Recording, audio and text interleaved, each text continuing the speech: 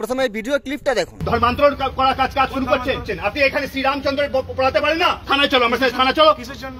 আমার এত মা বলে এদেরকে মাইন্ড ওয়াশ করছেন আপনি।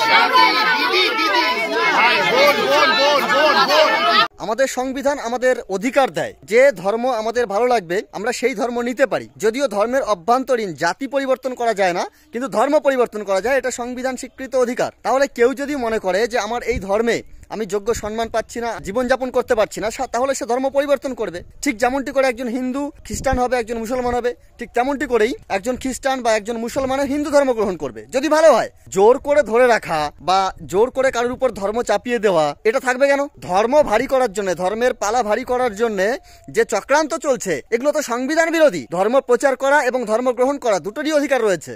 আমি বলছি না কেউ এই ধর্ম থেকে ওই ধর্মে চলে যাও, আমি বলছি যে সংবিধানে এর অধিকার রয়েছে। তাহলে সংবিধান যেহেতু অধিকার দিচ্ছে সেহেতু তোমরা কারা হে